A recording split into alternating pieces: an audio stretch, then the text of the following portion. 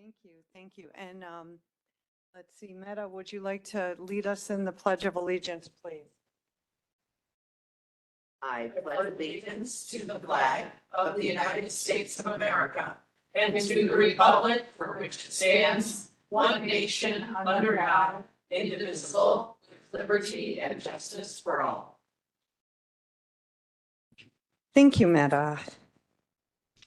All right, and Perla, would you like to do roll call, please? Mueller, Here. Butler, Here. Dean Schleppman, Diaz, Here. Logan, Revis, Berkowitz. Here, We have a quorum. thank you. Approval of minutes for the legislative meeting, September 3rd, 2024. Motion Mueller. Do we have a second? Perla? Mueller, Yes. Butler, Dean Schleppman, Yes. Diaz, Yes. Berkowitz. Yes. Motion carries. Okay, thank you. Next up is ISACO legislative report. Does anyone have any comments regarding ISACO?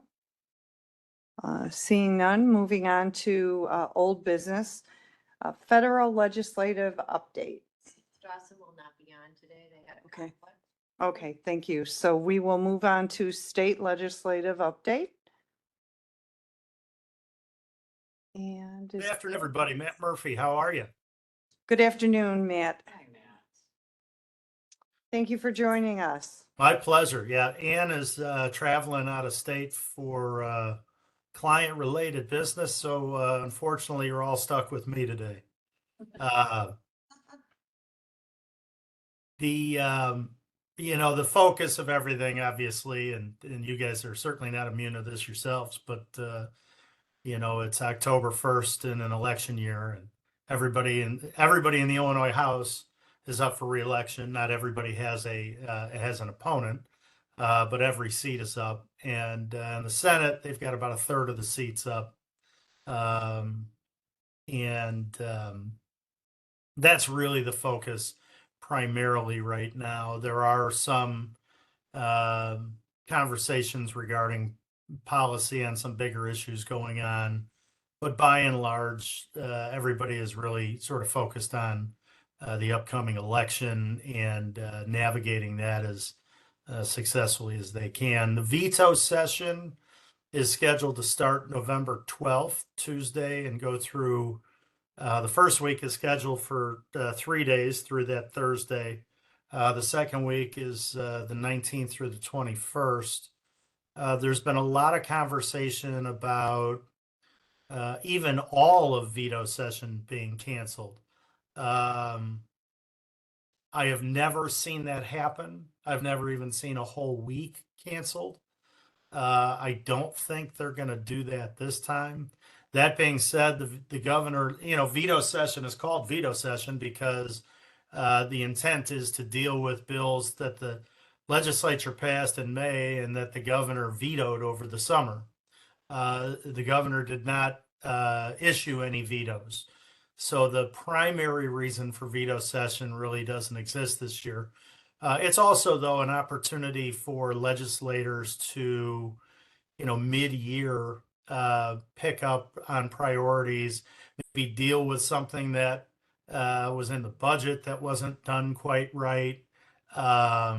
So there are other reasons to be in town. However, for legislation that passes after June 1st, but before January 1st, for it to take immediate effect, you need a 60% majority. And so, they're going to have a lame duck session, almost certainly. The new General Assembly gets sworn in January 8th. And so that any bill they pass in January, but before the new General Assembly is sworn in, is a simple majority vote. Lame duck will probably be 3 to 4 days is what's estimated. And that is far more likely to carry to see significant legislative action, potentially on energy related bills, possibly addressing tier 2 pension reform. And there may be some other considerations as well, but we do not expect a very robust veto session. While again, I don't think they'll cancel a whole week of veto session. I wouldn't be surprised if the Thursday session both weeks were dropped. And then it's more of an organizational couple of weeks.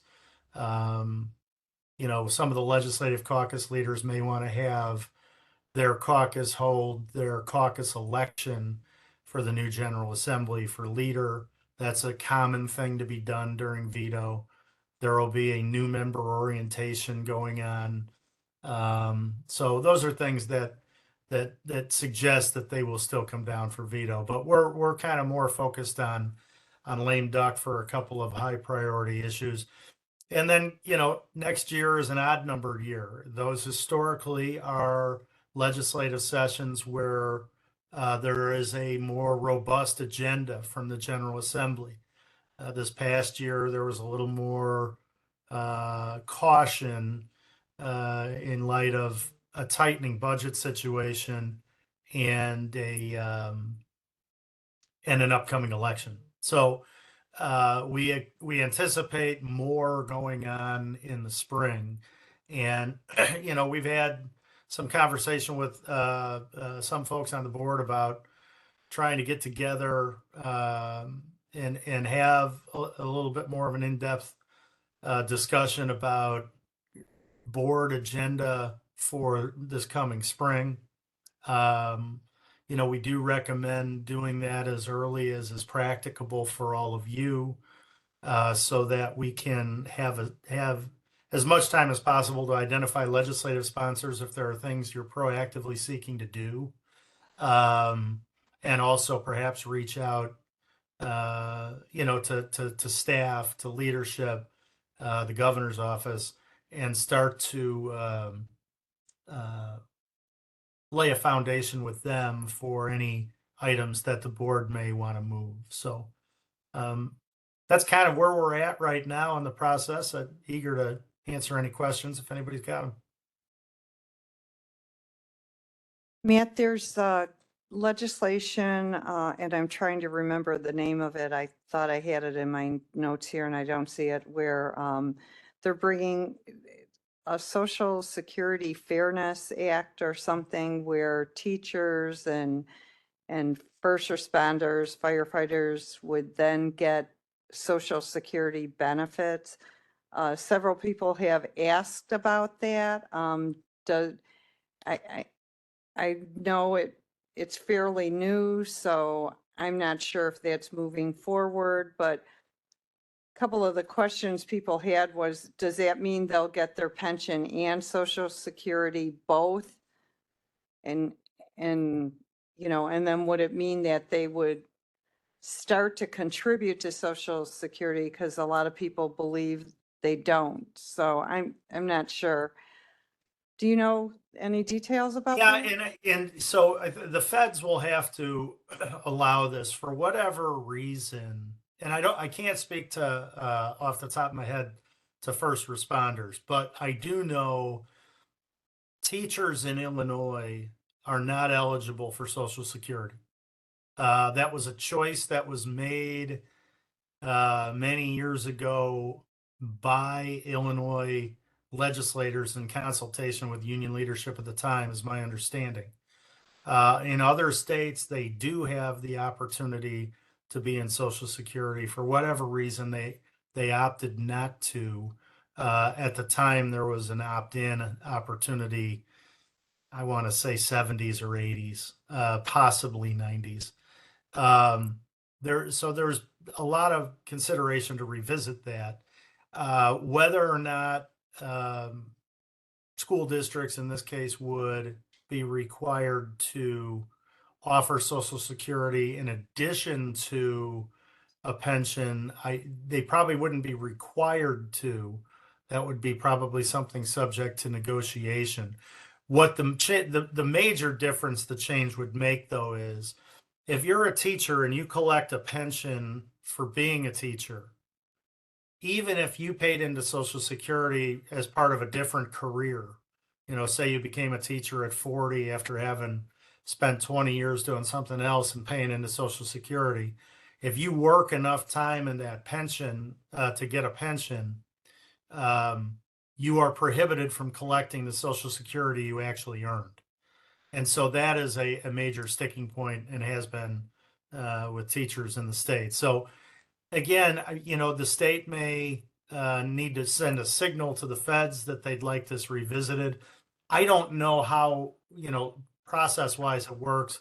If the federal government would have to pass legislation to open a window to allow Illinois teachers back in, or if it's just something that door is always open and it's just a matter of Illinois choosing to walk through it. But I'm not aware of any such legislation in Springfield, but we can certainly look into that. But it may be a good question. I know the federal team had a conflict today, but it might be a good question to ask them too if there's something of that nature brewing out in DC. Okay, thank you. One last thing though on pensions. The reason pensions might come up is because Tier 2, which started in 2011, placed a permanent cap on the pensionable salary. Eventually, and federal law says that if you offer a pension and don't offer Social Security, the pension you offer needs to at least be somewhat near the equivalent of the benefit Social Security offers. Now, no entity has ever run into an issue with the federal government where they said they failed to make that, they call it a safe harbor provision.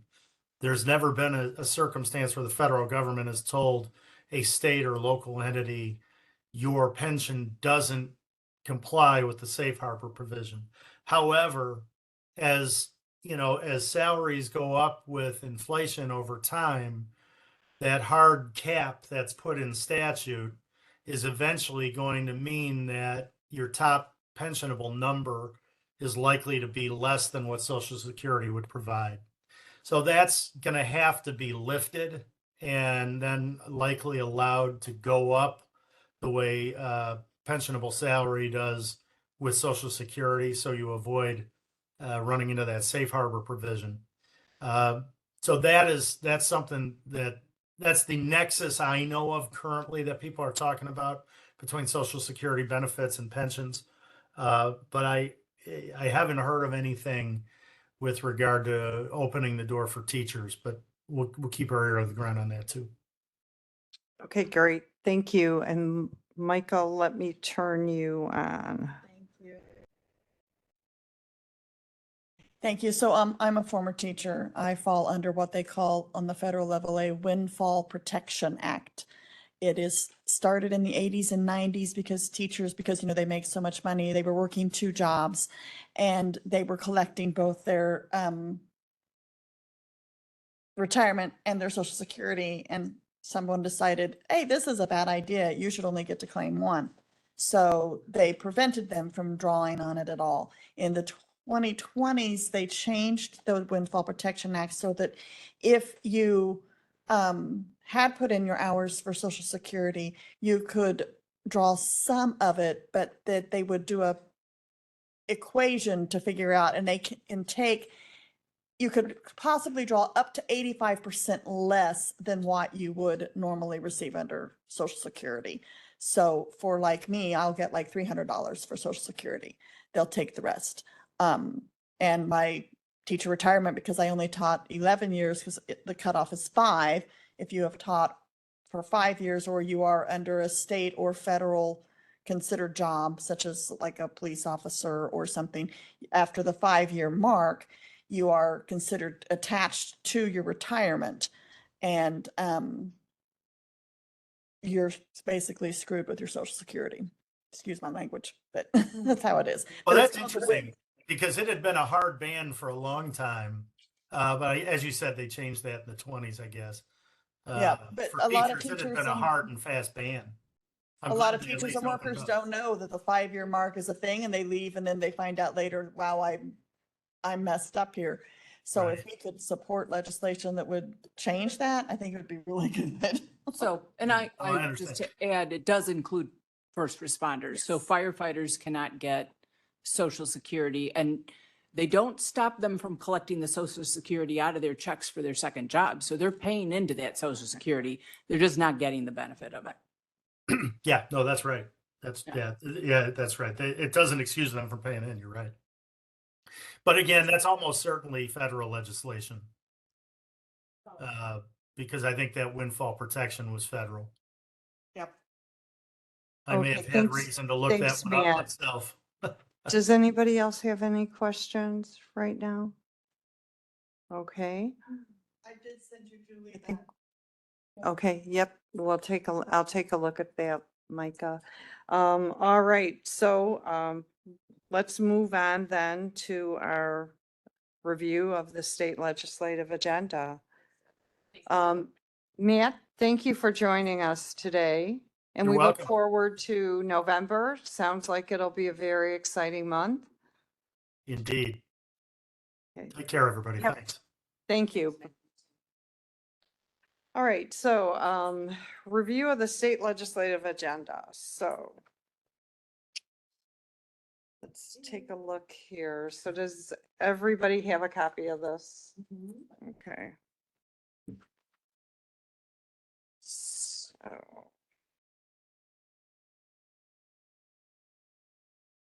So on page 1, we've got a few bills that actually I reached out and hadn't heard back from Representative Haas's office, so I've got to check with them again. Did anyone look into any of the bills on page 1? I do know, I think 2780, I'm thinking that we may not need to carry that forward, as well as Senate Bill 2813. So my feeling is that I think that we can remove those. I'll ask Kim if she's got any comment regarding those. That was 2780, and what was the other one? 2813, the one above it.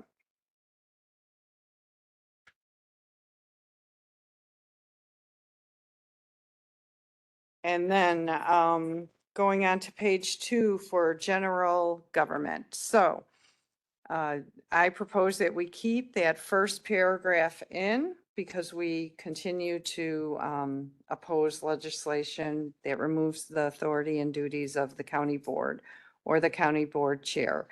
The second section, voting and elections, I spoke with Chuck Pelkey, our county clerk, and the first paragraph regarding mandated fees, that paragraph can be deleted. And then we want to keep the second paragraph. And the wording is fine, no need to tweak it or add any updates. All right. And next up is infrastructure and transportation projects. Dan, did you have any feedback on that? Okay, so for the first paragraph, we can keep that in indicating major delays to transportation, that first paragraph. That can stay. The next paragraph, I'm suggesting that we remove that paragraph. Is that the one? Yes. Yeah. Any comments regarding that? Wait, hold on, let me put your. Getting the hang of this. Yeah, I'm sorry. I didn't, when you first asked me, I wasn't sure what section. But yeah, I would like to make a motion that that be removed. Is that what we would Do we have to make a motion? That we recommend that it's removed. No, We make a whole new, so we edit it out and then we vote on. Yeah. the edits. Right. so, any comments from anyone else regarding that paragraph? Yeah, You said- we already have eminent domain, so quick take, I do not agree with. I think it's unfair to the people. I think it takes all their leveraging ability for their property away, and they don't get a fair deal. Okay. And I spoke with Jeff Ronaldson regarding this section, so I did reach out to him. And the third paragraph, we would also want to keep, and we don't need to change the language or anything. South Suburban Airport, does anyone have any input regarding that? I really want to, I'm not sure exactly who the right person is. I know I'd love to talk to Judy about this as well. Mhm. I believe we still have these goals. Deanne, did you want to share something?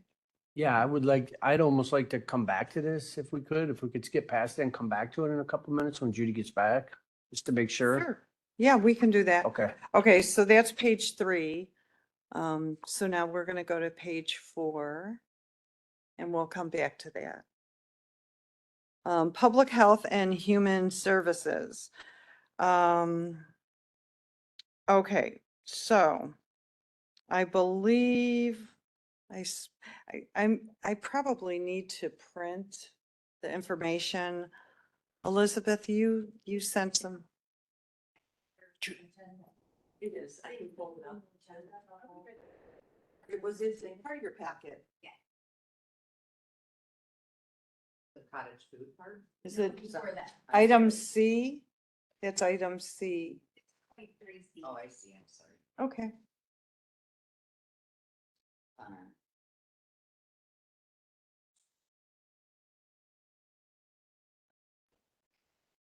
Okay, now, I believe, so we spoke about removing the first paragraph.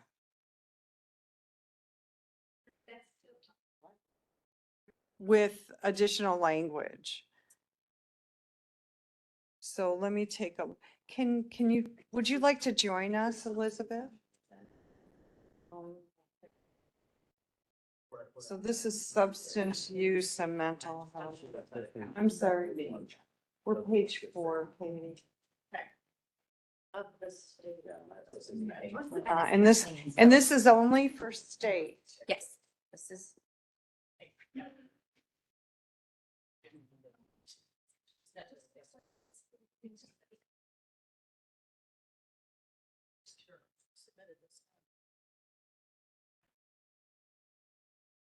Okay. So, just tell us why you would like these added to the oh, sure. agenda and just give us a little information so then we can make that decision. Okay. So you had asked me to look at our previous submittal Mhm. and then to update it. So the first section is substance use and mental health. So I will let Dr. Burke address those. And then we can branch into family health services, local health protection, and environmental. So I figure you might as well throw it all out there and see what sticks. So we put it all out there. You want to turn on my mic? Oh, yes, will do. Do I do something? Your button. Then it pops, when you push it, it pops up on the Ah, screen. okay, thank you. Technology, I'm just always. You're good. You're good, Kathleen. So at the last meeting, we did have federal and state mixed, and so I pulled that all out so that the federal agenda is separate. The first one for support for continuing Illinois Department of Human Services grant that provides Narcan free of charge, inclusion of fentanyl and test strips, that pays my salary. That project is what supports the whole opioid services. It gives me the Narcan free. It allows me to purchase fentanyl. It provides us with the got naloxone pop-ups everywhere. So it truly is a good investment in your money because we reduced our overdose rate by 17%. So I support. Kathleen, is there anything that's saying that's going away? it's up for recommit. Okay. Yeah. There are changes that are going on at the state level. They are going to merge Department of Mental Health and Substance Use Prevent, Supra. So in that process, things could change, but that's a year from now. But what's really important is this gets solidified so that we continue to be able to do our work. And then Supra's responsibility is to get more money from the federal government also to support their work too. So you think when they consolidate, you may lose? To be honest, Julie, I don't know what's going to happen when they consolidate. It's the fact that they're consolidating is something I didn't see in my lifetime. So I'm happy about it, but I know it's going to take a lot to shake out. So, Okay. Yeah. All right, and then the mental health and addictions treatment. so the purpose is to require insurance companies to pay for mental health services on the first admit. They sometimes choose not to, and they want it recertified every 6 days. And so this is to create the parity that is supposed to be for medical services. We should be treating mental health and substance use services the same way we treat medical services. You should be able to go to your doctor for a diagnosis, and they should be able to be paid for that. I think it sounds great. However, I do know that the insurance industry, they have their own parameters. They have reasons for what they do. And I don't know that the county can tell them to do this. No, this is legislation that the legislation will make them do that. That's not us, no. Believe me, we have no control over the, We can talk more about that. And then you want to support Senate Bill 2294? yes. Again, in many cases, the insurance companies determine how the treatment of opioid should go, and they determine whether it's outpatient, inpatient.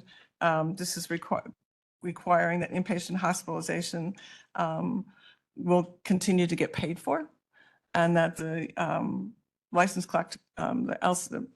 clinical workers who do that also get paid for that. Again, this is parity. This is about making sure that people get the services they need in the same way you get medical care services. I mean, Julie, we're paying into the system. This is not like we're not paying insurance premiums, okay? So, but they're choosing, and it's to the detriment of the patients. Mental health patients suffer tremendously when they determine that, oh, you only need 6 visits and then we're not going to pay anymore. What other doctor do you go to for medical care, and that the insurance companies tells you, you can go to your gynecologist 6 times and then we're not paying for it ever again. And that's basically what's going on here. So it's parity. Sure. So I've just looked that up. This was already enacted into a statute, correct? It's not pending legislation that needs to be supported. It's active legislation already. It hasn't been passed, I Okay. don't think. Yeah, All right. it has not been passed. So it is pending legislation. Okay, Yes, that's what I wanted to find out. If it's pending legislation, then we would put it on page 1. You could add it in. Okay, so. Well, several places, but yes, we'll figure that out. All right, and you know what, I can check with you. Sure. It's Yeah. pending on that. Yeah, we'll do that. Okay. 'Cause I Thank looked you. at this. The next one is scholarships or workforce training grants. So the purpose of that is to, we have a shortage of mental health and substance use workers. And part of the issue is making more available to them upfront to incentivize people to go into the profession. And it's for probably the folks who, we have a shortage everywhere, but particularly psychiatrists and APRNs, that's an extreme shortage. And unless we incentivize in some way, some scholarship program, we like to reimburse, and that's not working for everybody. Reimbursement is tough for people who can't come up with the upfront cost to go to to go to school. And you've all seen the price of tuition these days. So it's not something to sneeze at. This is something that you want someone to go into this program, then you pay them to go into the program, and then you require service from them when they graduate. Well, and I understand that, I appreciate that, but we've got many, many fields as well, and agriculture, nurse practitioners. We have a family member where she spent hundreds of thousands of dollars to become a nurse practitioner, and then took the state over a year to give her a license, so she couldn't work after she graduated. And I see the problem isn't with us, it's with the state, it's with the government. And there was nothing we could do to fix that problem. She was unemployable, even though she had already graduated. Again, everyone blamed COVID, but I think this is, Julie, this is a national shortage that has been designated. It's preventing people from getting care. There are other shortages. And years ago in the 80s, we went through a huge nursing shortage. So, and we created these types of programs to encourage nurses to go to school and to stay in the service. We did it prior to that in the 70s for physicians. This is not an unusual strategy. And there are no people to hire for the open positions that we have now. So if we don't do the pipeline and get them going to school, we're going to be in even sadder shape 5 So years you're from now. proposing something similar to the $10,000 grant we're doing with Lewis and the surrounding colleges. For the nursing program, Will County is partnering with them. No, I'm suggesting You're- that legislatively, there needs to be grant funding available for people to be able to apply for that grant support. It's kind of like a Pell Grant. Federal government has Pell Grants, and you can get that for school. So we're asking them to be creative and to come up with a resource. And I'm not telling them how to do it. I'm just letting them. Okay. Thank you, Kathleen. I'm just writing some notes here. I think several of ours were actually them being creative and trying to figure out how can they increase funding, whether it be grants or something at the state level, of course, not at the level, but. That's what I did. Okay, awesome. Thanks, Terry. All right, and continued government funding to continue to build the workforce and replace ARPA funding. Okay, I think we understand that. And then the second, or the paragraph under that, expansion of funding for capital projects in order to respond to the growing demand and need for access. So this is for the health department? No, this is for behavioral Capital. health. This is for all County behavioral capital? health. For Will County Capital? Yeah, it's for capital for all behavioral health services. Okay, so when we're saying we would like to continue expanding our satellite offices, the we is Will County government or Will County in general? Will County in general.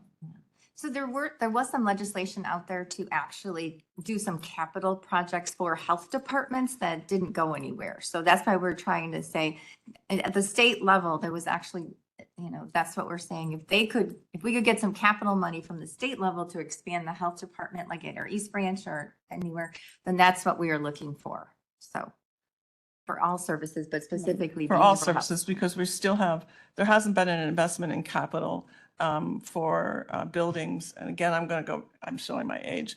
In the 70s, when the Hill-Burton funding came available for hospitals to be able to expand, that's the same thing.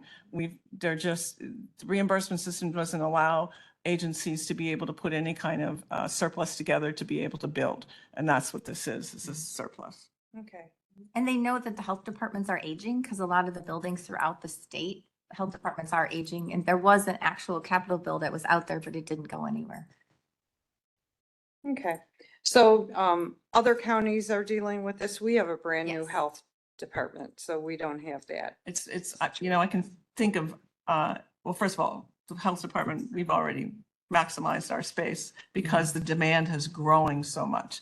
So we have to think about the future. But I'm also talking about places like Stepping Stones that has a facility that is very, very old and needs to grow. And there are other agencies around the community in the same boat. Okay, thank you. I appreciate your comments, so we are all on the same page. Then we've, oh, yeah, 7.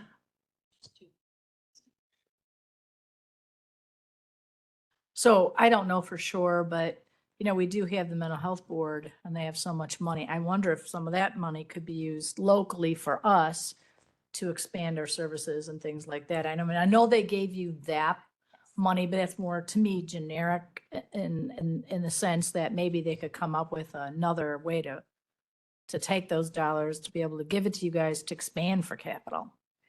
So we are using the money to expand staff and to expand services. So that was and we have our budget, we put it all together. They asked for us to expand services and Dr. Burke can explain even more about that. Sure. But we are expanding our footprint at North Branch Mhm. for behavioral health only. We are expanding in Joliet by actually turning conference rooms into offices. Mhm. And then we are doing a study of our Bonita office to see how we can increase services there also. Mhm. So we are using that money that the 708 board did allocate out to expand our services. However, some of these are little niche items that could be utilized throughout the state that would help the whole state with mental health and. Okay, so substance use. you're suggesting these for All of state, us. not just Will Oh, County. we're in these groups like NIPIC, Yeah. which is Northern Illinois Public Health Consortium, where all the health departments come together and we talk about the needs of what the whole state health, you know, people can cross county lines, people live in other counties, and that really we want to have the whole state, obviously, we want to deal with the whole state mental health issues and substance use issues, not just us. So Right. then we are on, like I said, NIPIC. We Right. try to look for the state, to serve the state better. Right. And one of the things that I did suggest to Elizabeth and Kathleen as well as others is if you are part of an organization, your organization is moving forward with the supporting of everyone gets a yellow highlight or whatever the thing might be. We want to support it because then they're hearing that from their organization, but also from the county to say, we think it's important that, we put a yellow highlight program into effect. So then we would be mimicking what they are. So when we go lobby, they hear from us. When they go lobby, they hear from them. Because as a state legislator, it's hard enough being on county, you know how many issues you have. Being a state legislator, it's so much bigger. So if they hear from Janet coming and said, I need the yellow highlighter, and then she walks away, I half listen to her because I'm well, you're busy. You're in the meeting in the hallway. You know how that goes. And then Dan comes up and says the same thing to me. Now I've thought about it a little bit. I say, oh, I can actually ask him a question. Now we're repeating it. So that's part of the goal here. So I've asked them not just specific to the county to bring it forward, but how can we help together as a whole team that benefits, in this case, the health department, but it benefits everyone. So that's what they've presented to us. So that's what we need to look at and determine, there's a big list here. So maybe we say, okay, well, you have 1, 2, 3, 4, 5, 6, 7. Let's focus on, well, no, just on the one page, just in the first substance. Maybe we just say, here's the thing. Let's prioritize these. We're going to put the top 3 on for this year and hit the next 4 next year, something like that. So that would be, I think, what we're looking at doing here, something like that. They just threw it all at us because that was their goal. And NIPIC, Northern Illinois Public Health Consortium, we do have lobbyists. And so they are pushing not just these, but pages and pages of different initiatives that are full circle for health of the whole state. So these are just the things that And we that's what pulled these out. were generated from. Yeah. Besides the first one, which is my program. But, Yeah, but it's been going on a long time. right, So yeah. right. Okay. So that's kind of why we have a list that seems, do we have to do that here in Will County? Well, maybe not, but it would pertain to everywhere, you know what I mean? So. I think it pertains to everywhere, but I can't think of one thing on here that would not pertain to Will County also. So, Right, yeah. sure. That's all I wanted to say, Julie. Thank you. Oh, you're welcome. Okay.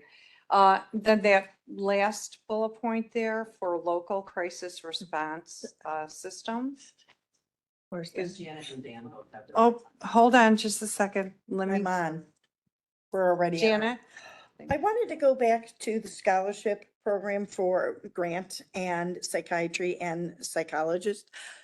Them asking for this, Julie, is not them actually wanting to recreate the wheel. They're wanting to use an already previous wheel that was created with the doctor shortage, with the nurses shortage. I can tell you what we had at Silver Cross Hospital to get doctors and nurses in the pipeline was if you were a CNA and you thought you might want to be an LPN or a nurse, they would say, you know what? You sign up for the class, you pay for one set of classes and we will pay for your next set. And you were always being paid immediately within one semester. And they were also paying for your books up front. So you would get $300 for books. Then you had to pay, let's say, $800 for your class to take at JJC. Then you got another $300 for books. And then you got the $800 that you previously did.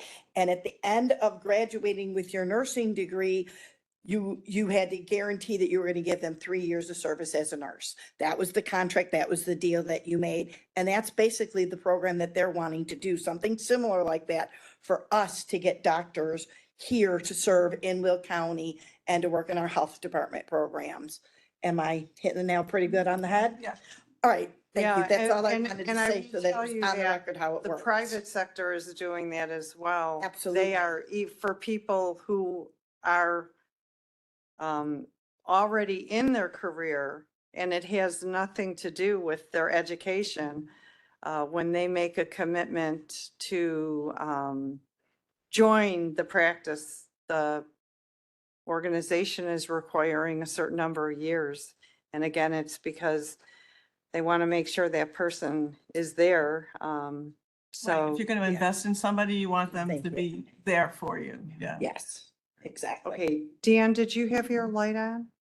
No? It was on from, It was on from Long time before, ago. yeah. Okay. That's what I thought. All right. And so then the last point, local crisis response systems. So what I want to say about that, because that's on both a federal and a state level, is we were mandated to have a 590 crisis system. And the issue in Illinois is we didn't put any infrastructure in place ahead of time. So we have 911, 988, and 590. We need some resources, not us, the health department, but the state needs some resources to go into the bigger system so you can connect 911 with 590 and 988. Because right now, the technology does not do that in Illinois. So there are investments that need to be made that have been made in other states, but not here. That's what that's about. So I think we should expand upon that. So Okay, if you have a legislator and they have no idea, because reading Yeah. that doesn't tell me this at all. okay. We So need it to should be add that expanded. detail. Yeah, so Yeah, we because need to, when we go down as a group and lobby with our state lobbyists. They do it on their own, but we do it. We have to know what we're talking about. And that is Yeah. not, it doesn't provide enough information for me to have a real conversation at all about it. No, I can give you a lot more information on crisis and well, Yeah. specifically, if there was legislation, what the legislation is, the number? well, I'm And- anticipating legislation. So that this is about. Oh, so there isn't, right? No, it is at the federal level, but I'm anticipating that our state will also go in that direction. So when I have in the past put together a legislative agenda, it's the things that need to be done in the state. Mhm. And that the conversation's already out there. I'm not making this up. The conversation's out there. It's coming from the federal, it's coming from other states. And that I'm asking the county to support these endeavors when they start being presented for bills. So it's an anticipation. It's educating you in a way so you know when you're talking to the legislators what they're talking about or what they might be considering, rather than lobbying for something that people have already decided they're going to support or not support.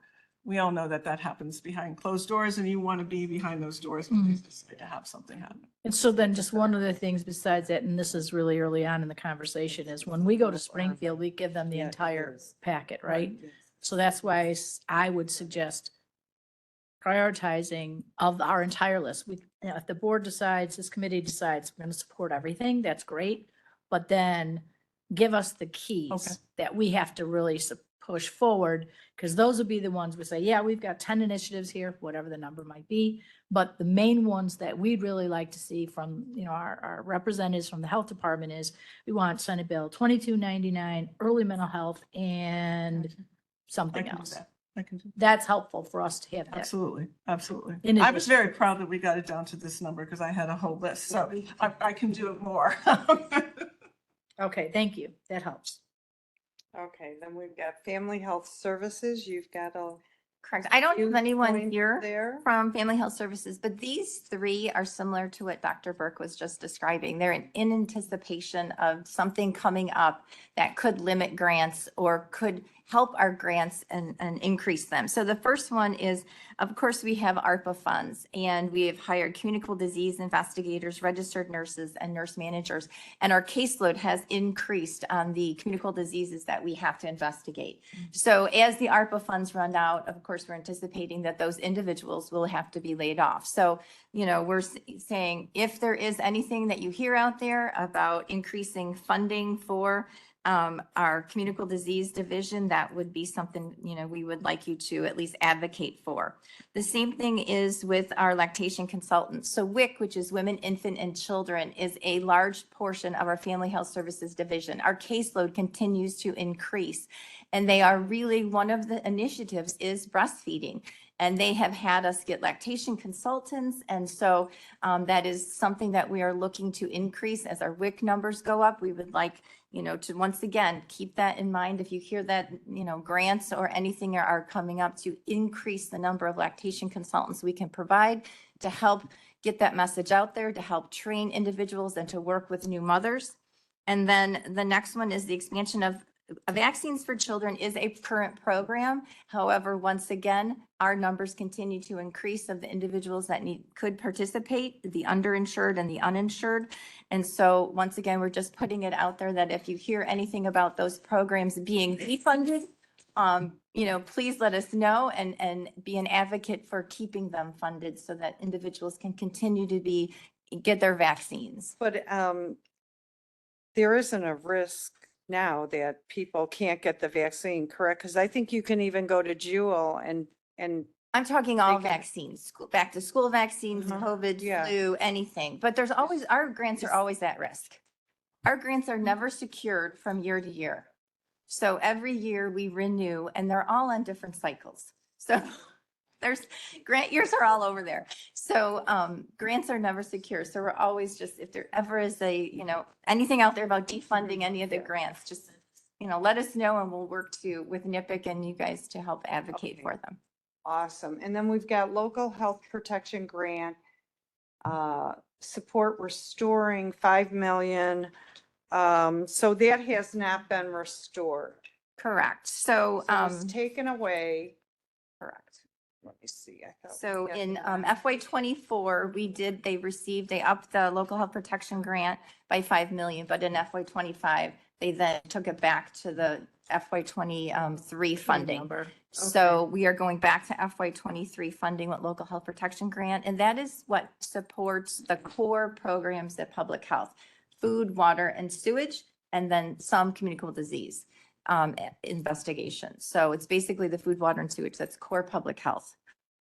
That's already in the public, or in our agenda. Okay, yes.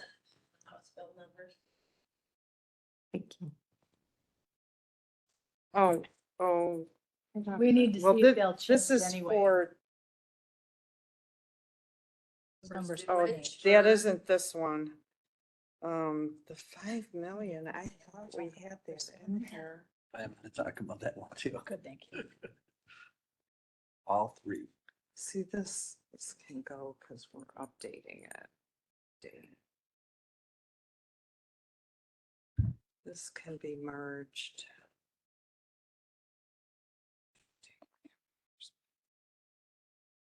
Oh, here, no, this is for VA though, $5,000. Okay, all right, well, we've got the bills there and that would go under our page specifically detailing bills. Then you've got environmental health. Correct. Amanda Musgrove is here from Environmental Health. She is one of our program coordinators and has worked on a lot of the legislation that we work with NIPIC on. Okay. So the first one is just the cottage food law. So years ago, the cottage food law was started so that individuals could maybe do home-based businesses to make baked goods, basically. And it has continued to grow to a lot of different items. And we included in your packet some information on the cottage food so that you can get more information on cottage food. So we're always just wanting people to remember that there is a risk when people do things at home that is unregulated. So we are always in support of increased oversight if if you're going to increase the things that they can do under cottage food, just so that the health department can work with the individuals, make sure that it is safe when they go to sell. Okay, and have you had issues now with people getting sick from food, or have we had a problem? I don't think we have any active complaints from anyone getting, do you want to put on your mic? It has to go red.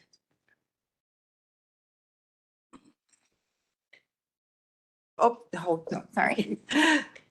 Okay, We haven't received any foodborne illness complaints about cottage food, but we have received complaints about people operating without registering properly or selling their products in places they're not allowed. So we do still have to follow up with cottage food operators after their initial application. But as far as foodborne illness complaints, we have not received any. But a lot of times people don't always associate them getting sick with an actual foodborne unless they're at a restaurant.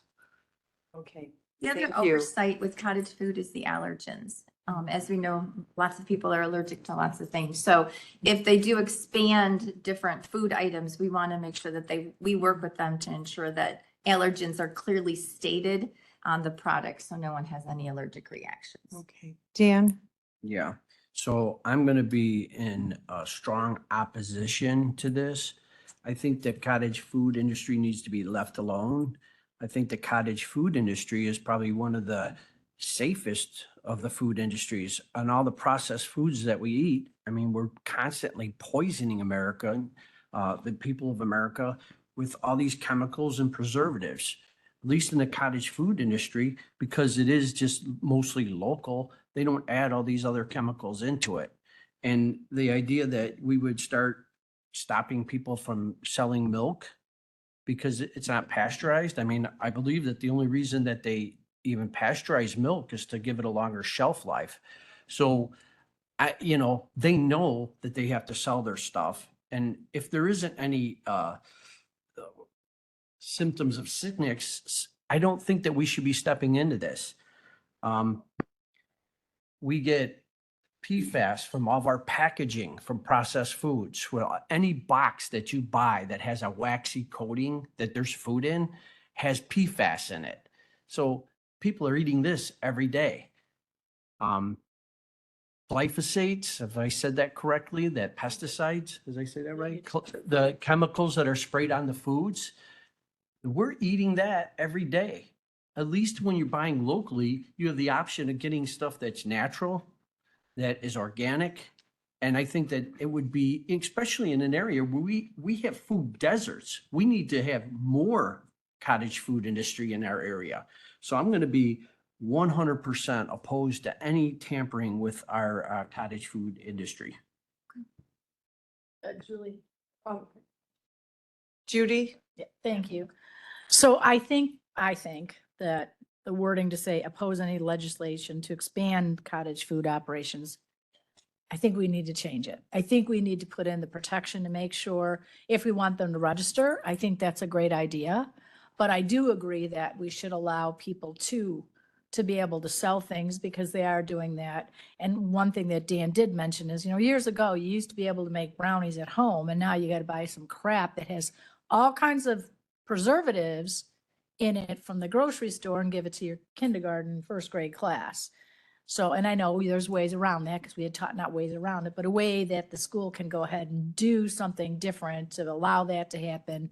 Or like our school in kindergarten, they do a Thanksgiving feast every year, and everyone would make certain things. So kids would cut carrots and things like that. And there's a special program that they could still do that because we talked about just come in and work with everybody to make sure, and it's all cooked in the cafeteria, so they're pretty good with that.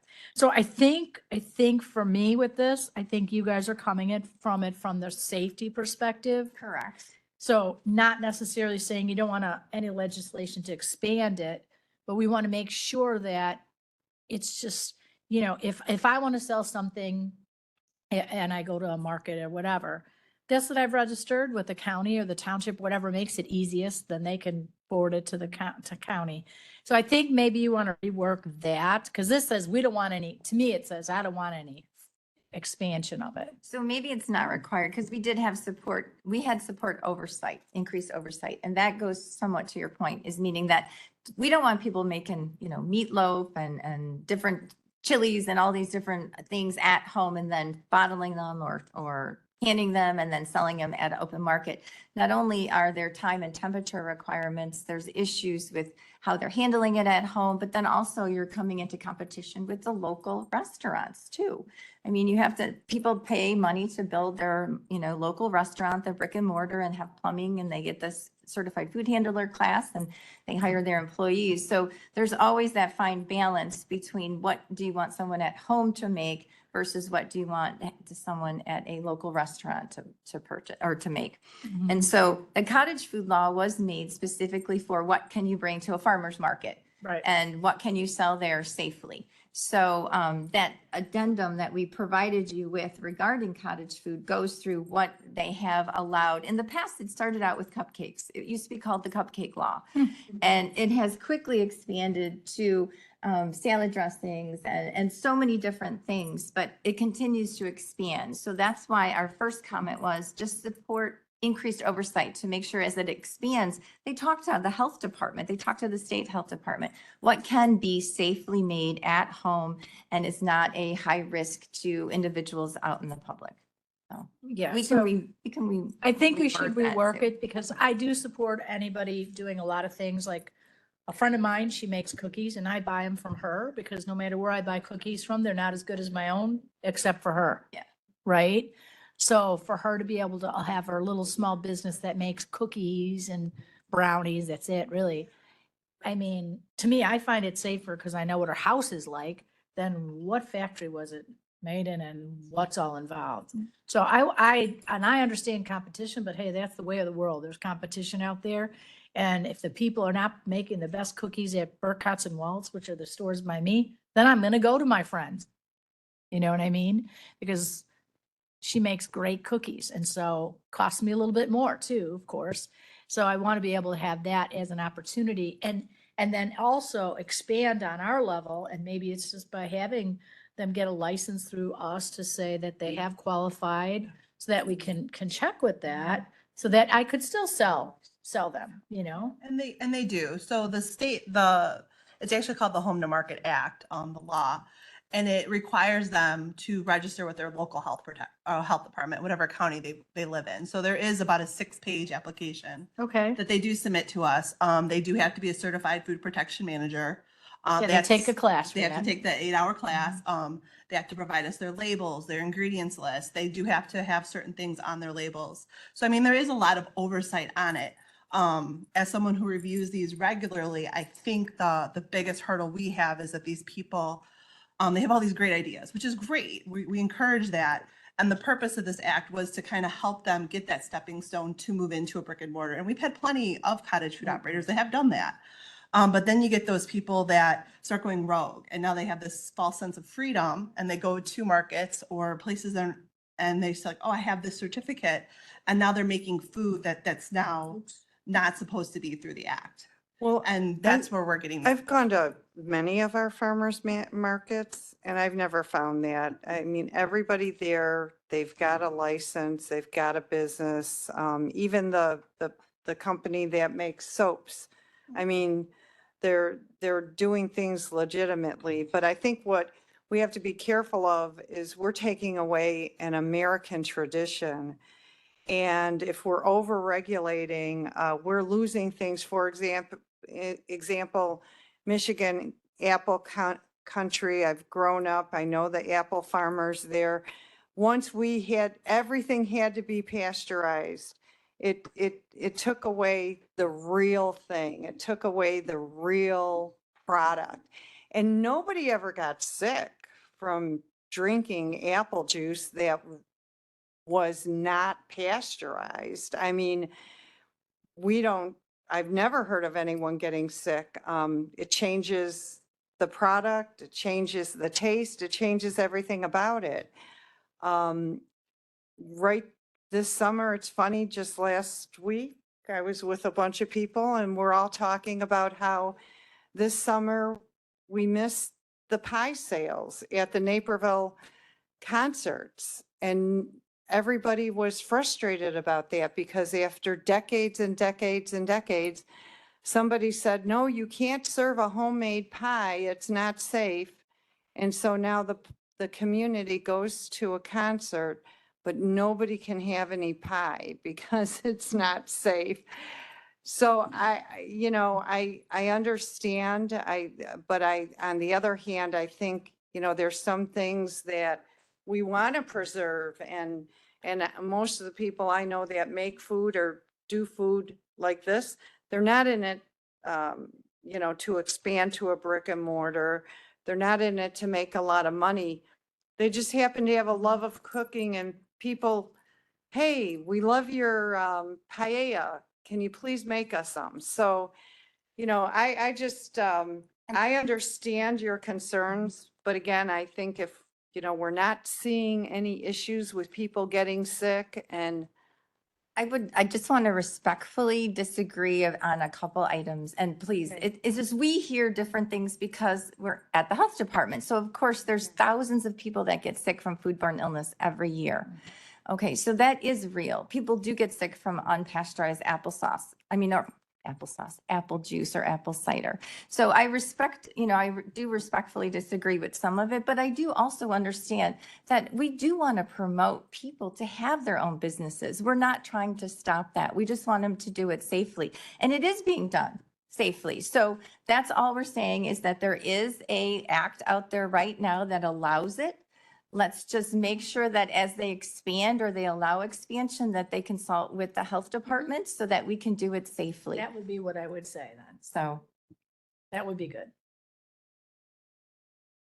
will you have to add a staff member to do that?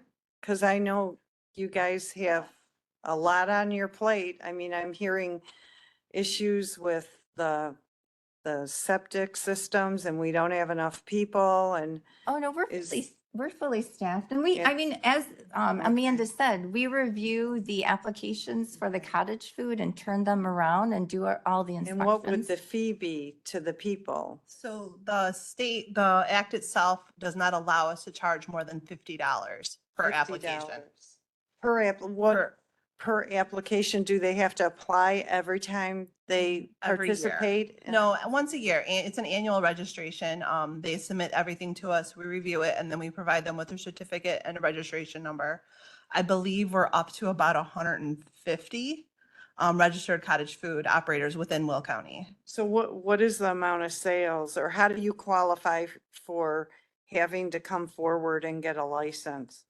Basically, the act states that if you make certain products in your home and you want to sell them to the public, you need to register with the county. There are some So- money requirements as far as a maximum amount they can make doing it, but after they register with us, we're essentially kind of done with them. If they have follow-up questions, they want to add a product, they have just general questions, they'll come back to us. But after they register, there's really no regulations on them. So if you make a cake like once a month, you still have to register. If they want to sell at these locations. Well, yeah, I mean, because they want to, if it costs them $20 to make the cake, they're going to ask the person.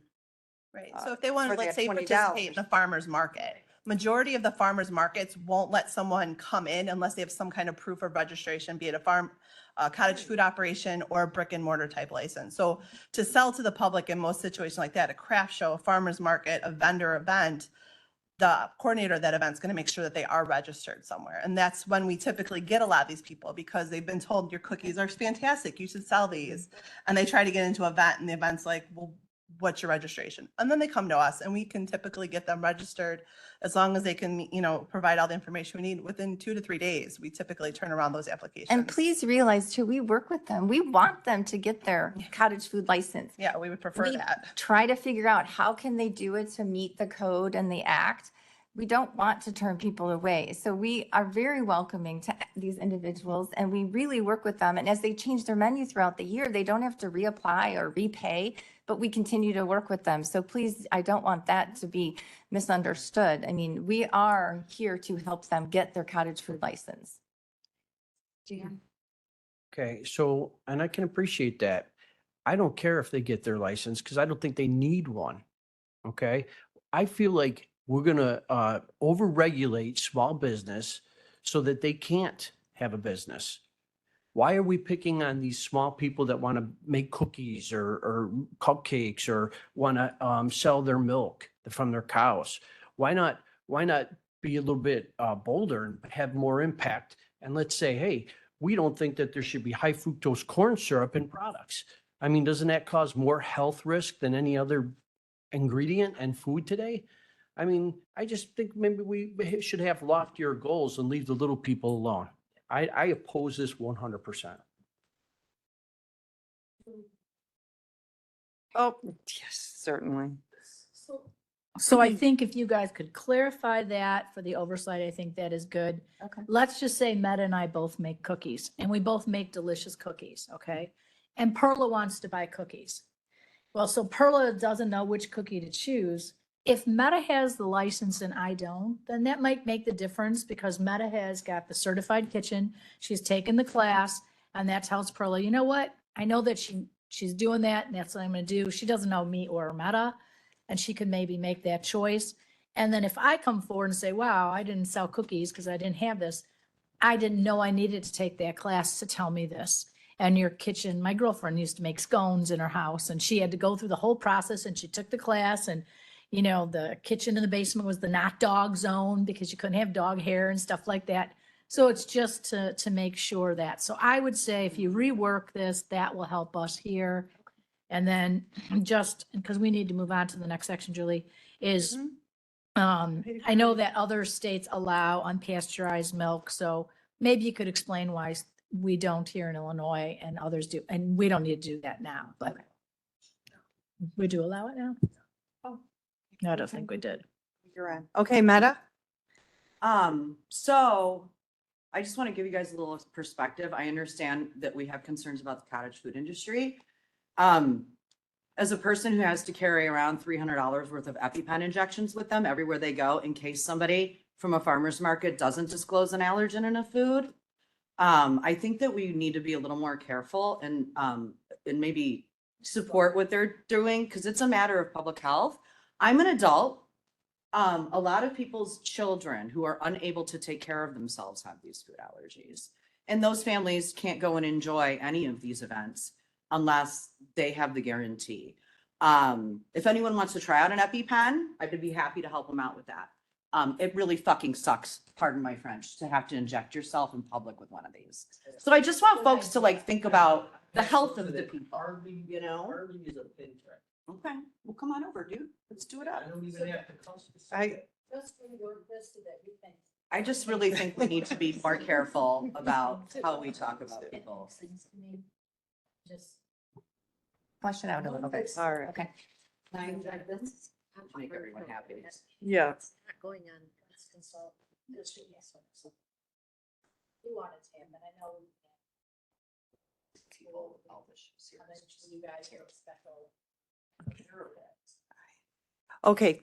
Thank you very much. Anyone have any other questions? Thank you. Thank you for your time. Appreciate you coming forward.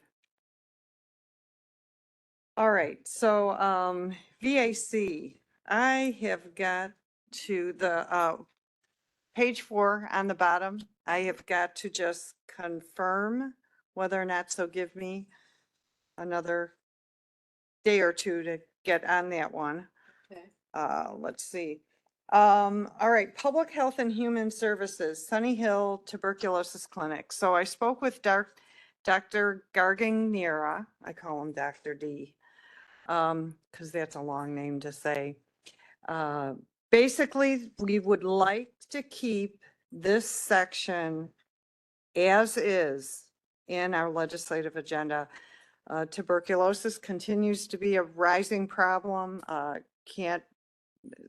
Not only is making sure that they get the treatment and they complete the treatment, but it's finding them.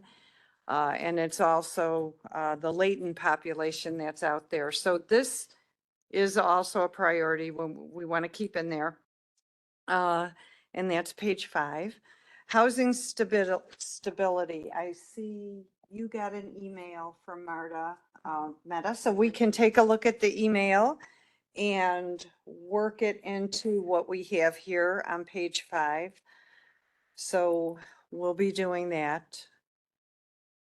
And So the current agenda language can remain as is, right? On housing stability? mm-hmm. Oh, hold on. Let's see. I'm not on the right page. Oh. Wait a minute. I gotta go back.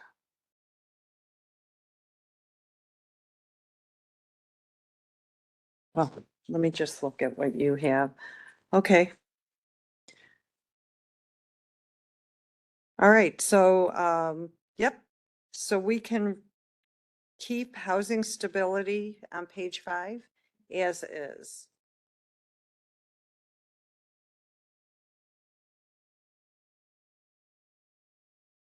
And then moving on to page 6. So I spoke with Marta Keene with Will County Green, and we can remove that first paragraph. That was, yes, so we can remove that. We would like to keep the composting initiative. She has a really great program going out into the community, educating, and that's an important part of it. The water resource plan, I am trying to pin that down, and I don't know if that's land use or, so Kim, I'm still trying to figure that out, that paragraph, that if it's, I guess I could say to you that you have had multiple presentations in the last month regarding water resources and the need for them. We had the individual from the city of Joliet who sits on a board, and they were talking about water resources. And then there was another agency that came in and talked about it. So I do believe that is still an issue that you would support, but that's Yeah. entirely up to you guys. okay, then for 7. And I've got you. Meta, off you on here, agree with Meta. that, right? I do. I agree with that. All right, so emergency management, Okay. any changes on this? Only what Allison sent us. I believe I forwarded, did I forward that? I thought you did. I thought it was attached, but maybe not. Jen.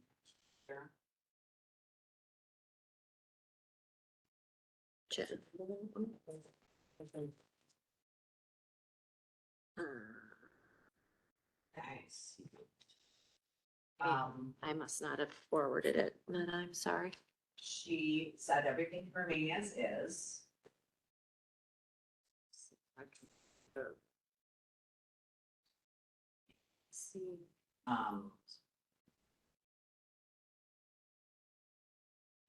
Yeah, I mean, she said that.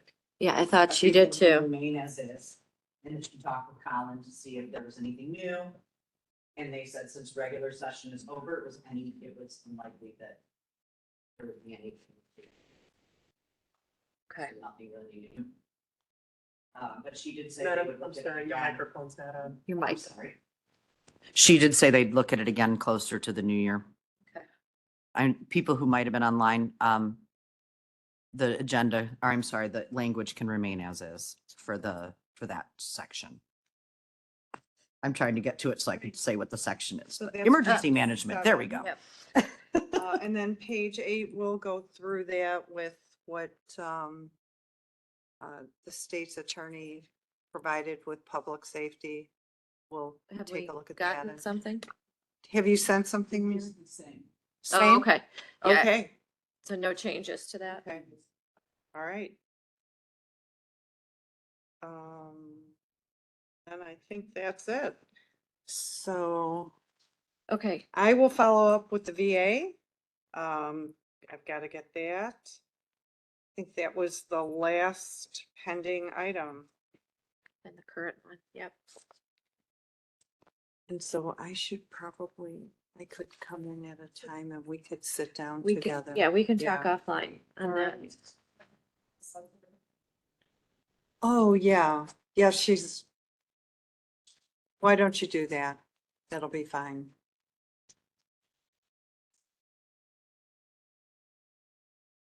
Oh, I toggled through here.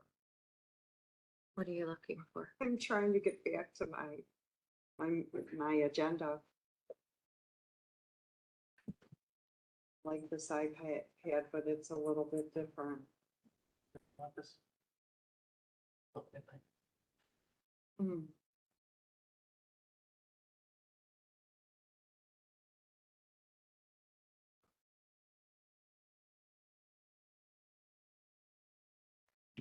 So I feel like you guys made a lot of progress today. Maybe then the remaining issues that are out there being the airport and the one other area that you had, we should move to next month to continue the discussion.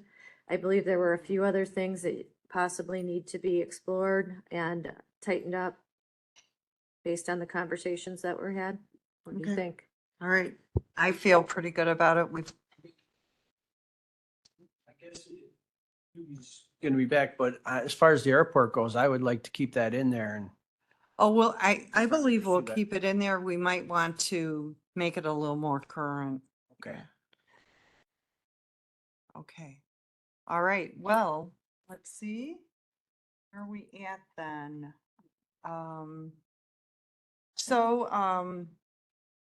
Old business. We don't have any old business. New business.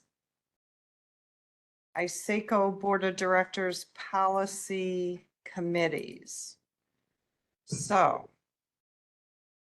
I do know, I believe I sent Jennifer a response on this, but she's not here to ask her who responded. So I'll send Jennifer, the county executive, an email and ask her if she can send us the responses and have her send it to you, Kim. Okay. We can move forward. That's an accident. Meta, did you see that email about the ISACO committees? Only in, it's being attached here. Okay, yeah, that went out, maybe 2 or It 3 did not weeks ago. All right, so I will follow through with the county executive and just, The email that was attached regarding that accidentally was attached to this. The email was forwarded to the entire county board by myself from the county executive. It was just a copy that got filed in with this stuff. That's all it was. all right. Other new business? I don't have any new business. Any public comment? Any public comment? No public comment, no announcements, by the chair. Mary, do we have an executive session? No executive session, and can I have an adjournment? Motion to adjourn. Motion. Previous, all in favor? Motion adjourned.